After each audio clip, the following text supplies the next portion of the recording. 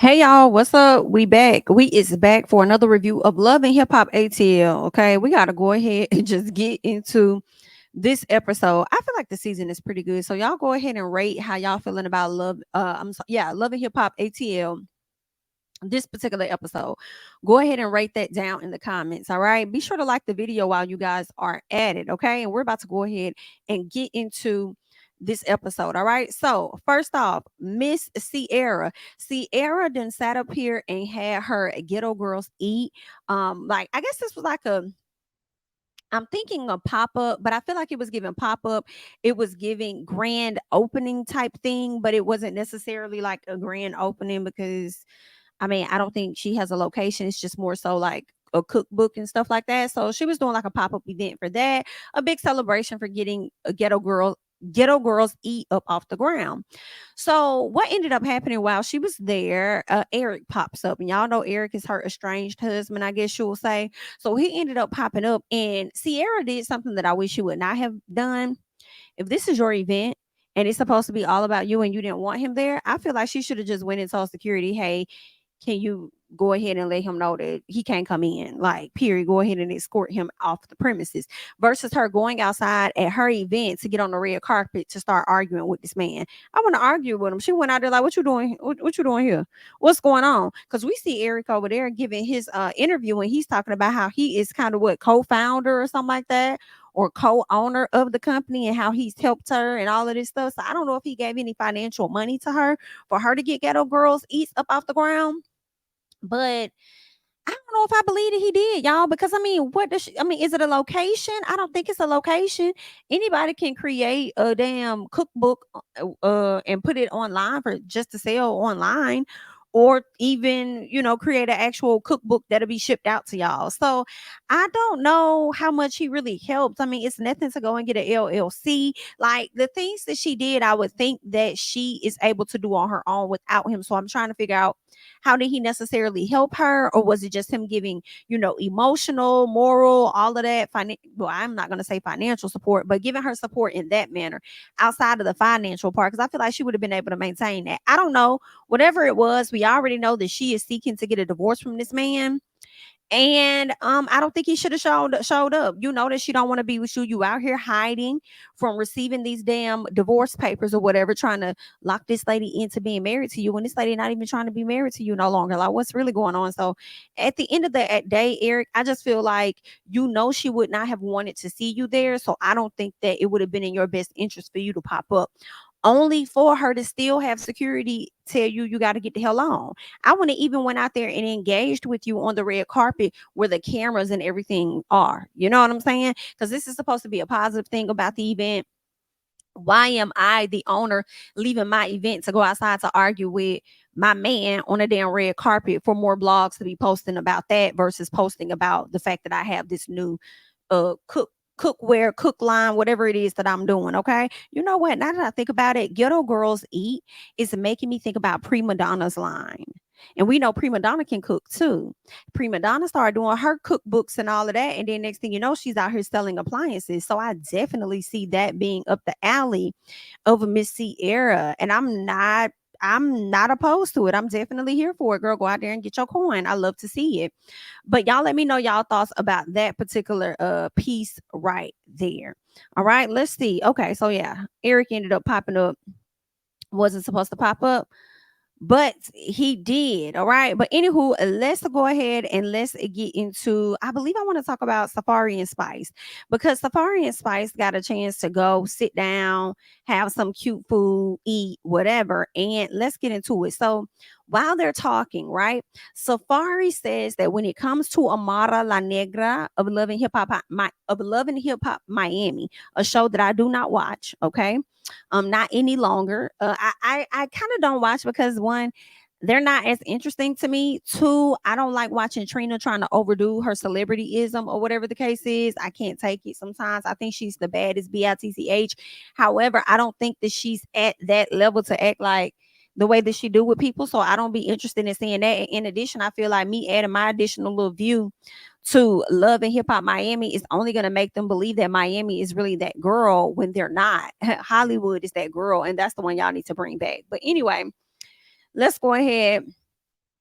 and keep going. You know what I'm saying? So he says when it comes to him dating Amara La Negra, he says that he's free to do and date whoever the hell it is that he wants because he's a single man. And I have to agree with Safaree on that part. He is. He can do and date whoever he wants. He don't owe nobody an explanation.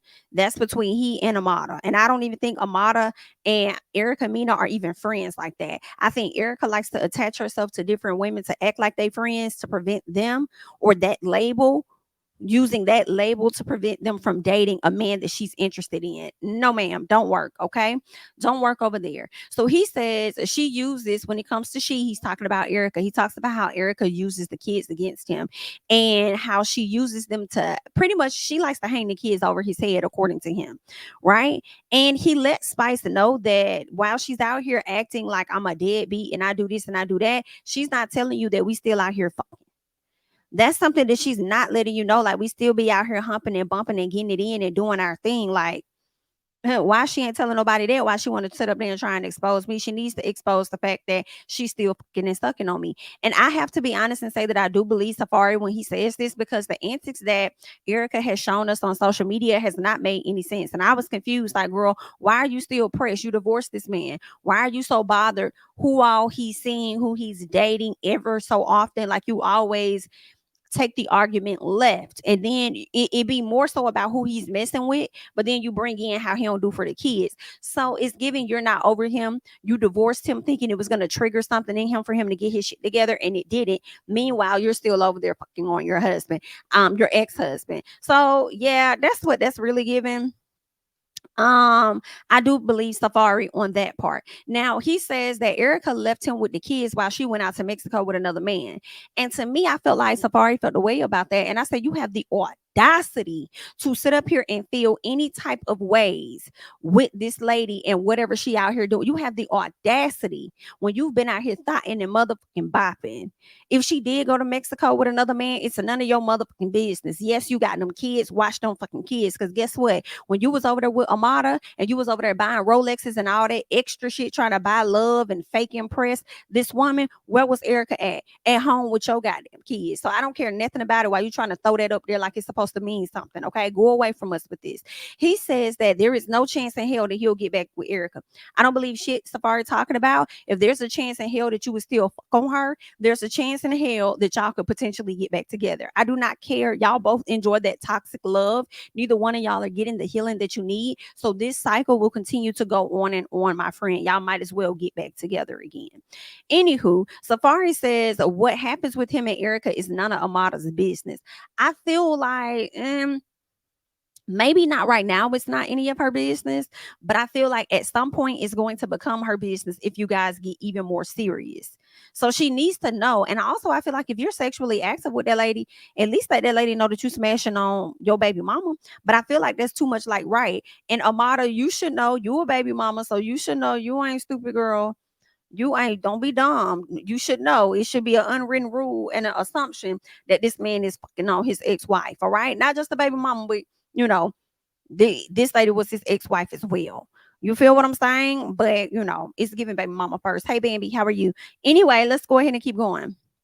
So he says the reason he doesn't defend himself on social media is because Erica needs the public validation and he doesn't. And I'm like, ooh, yikes. Is that right? Well, I do kind of feel like this. He don't defend himself on social media because once people have a perception of who you are, what we arguing for? You gonna think what you want to think and feel how you want to feel anyway. So why are we beefing? Like, girl, I mean, all right, y'all, you right, I'm wrong. So I feel like it could be a little bit of that. All right. He says when he asks about his kids, she always bring up who he fucking. I believe it. He starts showing Spice receipts of when Erica was doing this in the phone. I believe all of that based on what Erica has shown us since she's been on television. I truly believe it. In addition to that, he showed her receipts of him paying the money. He says that he always paid child support. So now that she saw this, she's a bit shook.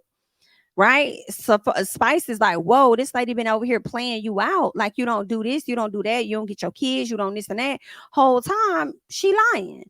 Okay, so now at this point, Spice is starting to look at Erica Mena a bit differently. And we'll get into that a little later. But in the meantime, let's go ahead and talk about Carly and Rennie, because they take a walk in the park. And this is a time for Rennie to kind of open up for Carly, because Carly ain't got no other friends on the show for real besides Mita. So why not be friends with the new girl that's coming on to the show?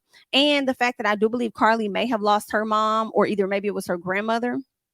I'm not sure, but I know she lost one of the two, and she can kind of relate to that. Okay, so she's been checking on Rennie and everything, and Rennie pretty much lets her know, like, girl, I'm still dealing with these issues of my mom. I went in on Erica last week, but it was really because she told me I still needed healing and I needed therapy, and that just really did something to me. It triggered me, so I just, threw some drink on her, right? But at the end of the day, it really ain't about her. My issues really ain't got nothing to do with them ladies. It ain't got nothing to do with Amy, ain't got nothing to do with Erica. I appreciate Rennie acknowledging that. Like, I just got some stuff that I got to deal with, and I am pretty much, in so many words, the reality part is I'm being forced to have to work because I got to be able to provide for my kids. So I got to come on set, but I'm mentally not there on set because I really don't have the capacity to deal with the fuck shit. And if anybody says something to me, I'm going to blow up on their ass. And it's really just that simple. So I feel like that's where Rennie is coming from with things. But Carly lets her know, like, listen, it's okay to be vulnerable, and I appreciate you being vulnerable with me, opening up to me, letting me know how this is still affecting you, how you ain't get out to bed for Mother's Day because it's a second Mother's Day without your mom, and I can imagine how hard that is. So she's continuing to grieve, but Carly lets her know, like, if you need to get the help that you need to get through this grieving process, like, girl, you should, and just know that it's absolutely okay. So I do hope that Rennie and her children get whatever they need to get, the healing, the help that they need, so that they can, have, some support as they go through this grieving process of losing her mom. So I really hate that for her. But that's Rennie's story. Okay. Now let's see who I want to talk about next. Okay. I think I want to get into Spice, Rashida, and Shekinah. So they all link up, right? And I believe Spice may be getting honored in Jamaica or getting honored somewhere, or maybe in Miami. I'm not sure, but she's getting honored somewhere. Okay. And she's getting the key to the region, from my understanding. And Flo Rida pulls up. So come to find out, Flo Rida and Spice have a song together that's coming out, and they have such good chemistry that Shekinah is thinking that they fucking. Shekinah, you always in somebody's business, always worried about who they smashing, how they smashing, where they smashing, and all of that. Girl, what the fuck you got going on? What the fuck you over there doing? What do you got going on? What's up with your antennas? Let's talk about it. What you got? Girl, you are so annoying. But anyway, so she's over there talking about them smashing or whatever. Long story short, Spice ended up telling them about Erica Mena and the things that Safaree told her, and how she's starting to look at Erica sideways. And then she said something that I did not like that got me looking at her sideways. She says that Safaree showed her the Zelle transactions that he had sent to Erica. And I'm sure he has sent her things if she needed something for the kids, she Zelled it. But my question is, girl, where is the court order? If she took him to court and it was court ordered that he pay, then he has to pay child support through the courts, right? So my question is, where are those documents? Or is that something different? Y'all let me know. Do the judge accept Zelle payments as child support payments? I thought they only accept that when you go into court and you trying to prove that you have been paying her money, but not as actual transactions. You know what I'm saying? Like, the courts would have to be able to see what that is. I don't know, but I'm like, he showed you the Zelle transactions, girl, and he didn't show you the court documents. That's giving sketchy betchy for me. But that's what she said, honey. So we'll just have to see how that's gonna play out. And I don't think it's gonna play out good. Just like these two sitting down here having this conversation, not playing out good. Now, when they first link up, I was like, why? They kind of acting buddy buddy with each other. But whole time, Sierra was playing nice because she was finna set his ass up. So they link up, and he talks about how he wants to save the marriage or whatever. And I'm thinking that Sierra may want to do the same thing. No, Sierra was just playing the game. He says that she isn't a submissive woman. So throughout them having this whole conversation, he gets to a point where he wants to progress in the marriage and do better, right? Want them to finally get on track, but then says she's not a submissive woman, nor does she know how to be led in a relationship. First of all, motherfucker, I want y'all to drop this submissive bullshit that y'all like to say, because what is she submitting to? right? And y'all have submission completely confused because y'all really think that it's a woman moving to y'all beck and fucking call and doing whatever it is that y'all want her to do. No, ma'am. Y'all need to really understand the word submissive and the context with it before y'all just be throwing it out there, in my opinion. Then for him to talk about her being led, maybe she doesn't want to be led. Maybe she wants to have a partnership. And maybe these are questions that y'all should talk about before y'all jump out there and y'all get married. What type of marriage y'all want? Does she want to be led, or does she want to feel like y'all are both the leaders in the relationship, in the marriage, moving forward for the household and all of that? You know what I'm saying? Want to be led, but sometimes y'all leading could result to y'all being in a position where you can't necessarily lead. And then what's gonna happen with her, because she's been following your lead so much that if you fall off and you can't lead the family, what's she supposed to do? So I just feel like it should be like on some equal stuff. One person shouldn't be over the other. Like, I don't know. Y'all need to get that together. All right. So Sierra is like, no, okay. She ain't trying to be led by nobody. She says, not while you out here disrespecting me. I ain't got no good relationship with my kids and all of that. And you think I'm gonna sit up here and be submissive to you? You're not giving me nothing to be submissive for. All right. Now, Eric ends up, because he's not getting his way, ends up throwing Safaree up in her face, right? And I don't like that. Hold on one second. Okay. Yeah. So I'm like, I don't like that. Don't do that. Because you know that she went to you and had that conversation with you and told you what it really was. And now you're trying to sit up there and make it seem like she said or did something for Safaree to actually send her that message. You must don't know Safaree like that for real. Because Safaree just be saying anything to any woman that would just latch on to what he says and just go with it. Safaree would just say any bullshit and just be like, okay, yeah, she ate it up. Cool. I'm with it. Great. Like, he just be on some bullshit. Okay. But let's go ahead and keep going. What else ended up happening? So Sierra has been trying to serve Eric, and he has admitted that he's been running away. She says they served you at different addresses that you gave to me. And he's like, yeah, I'm not at them addresses right now. She said, just admit the fact that you're running. And he's like, yeah, I am running. Well, baby, run no more. Run no more, honey, because they done caught up with you. They start arguing about infidelity in the marriage. And next thing you know, a server came up and served Eric's ass. And Eric did not know how to take it. He did not know how to take it, girl. Eric was pissed the hell off. Eric went to that car trying to call Sierra out, telling me she was wrong for this, she was wrong for that. No, you wrong for running away from the divorce papers. You wrong trying to keep that lady in the marriage if she ain't trying to be in that marriage, knowing y'all got issues. And she said on more than one occasion that she's not trying to go back and heal, or I'm sorry, not go back and heal, but go back and fix whatever y'all got going on in y'all marriage. Like, come on, sir. You can't hold her hostage. But now I'm over here questioning, because after all of this was filmed, we see Eric and Sierra on her IG page promoting her damn Ghetto Girls Eat. So I don't know what to believe about this weirdo ass relationship. But let's go ahead and move on to the last thing, okay? Because Spice, she ended up getting the key to the region. She performs. Once everything was over, everybody standing outside minding their business. Before Erica Mena comes over, Shekinah being messy, saying that Safaree was supposed to come. You could tell Rashida and them didn't want to be on no drama or no mess, because she was like, well, I'm glad he didn't come anyway, girl. Yeah, well, it is what it is. Leave it where it's at. So as soon as Erica Mena walks up, that's the first thing Shekinah says. When I tell you, Shekinah is likely a producer's pet for sure, that they absolutely love, because if they tell Shekinah one thing, she gonna run and go out there and do just that, and she don't mind doing that, and she don't even give y'all everything that's going on in her damn life, but she quick to be in everybody else's business. But they love that about her, right? So as soon as she gets out there and she brings up Safaree, right? First of all, Rashida was looking like, oh, this bitch, like, why would you do that? Like, Rashida was looking like, I don't even know why. She's so fucking messy, but we got a job to do, so girl, it is what it is. So when Shekinah says Safaree was supposed to show up, Erica said, well, I'm surprised that she says, I'm not surprised that he didn't, because he's supposed to show up every Monday for these kids, yet he doesn't. So him not being here does not surprise me. So Shekinah tells Erica that Safaree had a sit down with Spice, and how he ended up showing her how he has been paying child support. And Erica was like, oh, has he? Because I could pull up the receipts and I could show y'all the last time I received payments, right? So she's like, I received this payment, like example, I think she said I received December's payment in February, and I received, January's payment in May. Whatever it was, she flipped the conversation for me. And this is why I just can't trust Erica, and I can't trust Safaree ass either.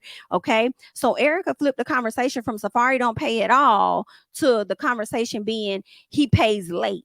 Well, which one is it? Does he pay or does he not pay? Which one is it, ma'am? Okay.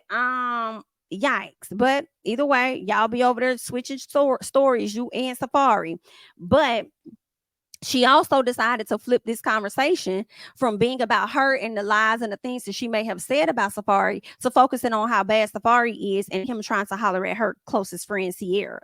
And I said, girl, if this ain't nothing but a deflector here, I don't know what to say. Now, Shekinah brings up Erica being out of town with a whole nother man. And Erica says, well, first of all, it was a group trip. That's number one. And then I guess the convo came up about her and Safaree smashing or something. I don't know if Rashida said it or Shekinah said it, but Erica says that she may have pissed on him. And it sounds like she said she may have let him eat her ass. According, like, that's what it looked like she said. Like, girl, I may have let him do this and a little piece of that, but girl, don't ever get that confused for us fucking. I do not believe nothing Erica Mena is talking about. Nothing. I feel like you may have pissed on him. Yes. I feel like he may have ate your ass and all of that. Yes. And I also think that the peen went inside the queen. Period. All right. So you can miss us with all of that and that lying and deflecting. Because at the end of the day, whether you pissed on him or let him eat your ass, so whatever the case is, you still gave him that room to do that. I'm not, girl, they fucking, anyway, anybody believe in you, Erica. Spice comes out. And Shekinah busts out and says Erica not coming between their relationship. And I'm like, Shekinah, you're weird. You're weird. You're acting exactly how you did not want Carly Red to act. And then you being messy because you're trying to bring the conversation back up so Spice knows that you told Erica about everything that Safaree told her. Right. So anywho, Spice tells her not to do that here, because of course she just got honored or whatever. But then she also lets her know that according to, Safaree, they said, he said y'all still fucking and stuff. I done seen receipts, I done seen this, I done seen that. So I felt like Erica Mena was lying, right? When she responded, because she started showing messages of Safaree wanting to be back with her, and then says when she tries to move on, he always pulls her back. And I'm over here like, but girl, clearly you be allowing yourself to go back because you like that toxic cycle and you like that toxic dick, in my personal opinion. All right. So, anywho, when Spice walks off and she was like, I'm glad y'all came. Thank y'all so much for being here, girl. I'm finna go. I'm gonna leave you hoes in the dust. She walks off. Erica and Kirk start pretty much having a conversation. Erica starts talking about her kids and how her daughter always asks for her dad. Erica starts yelling. The veins start popping out her head. And I was just like, I was over Erica, y'all. I don't believe Erica Mena over there talking about, but me not believing her does not excuse Safaree and his bullshit as actions. But if he is paying child support, girl, don't be sitting over there lying on that man like that. Okay, don't be sitting over there trying to play him. Now, if you're gonna tell it all and tell the truth and be like that. NIGGA be latest on his child support payments, and I don't like that because I can't never be late on these kids. So that's where the conversation, I think, when you dragging him should really be versus him not paying it all and trying to play this man out like he's a deadbeat. When he don't seem to be, in my opinion. All right. But that's all that I got. You guys leave your thoughts and comments down below, honey. I'm Jamie. That's me. Don't forget to like, comment, subscribe, share my videos. Follow me on Instagram and Twitter at Jamie. That's me. And I'll catch you guys in the next one. Bye-bye.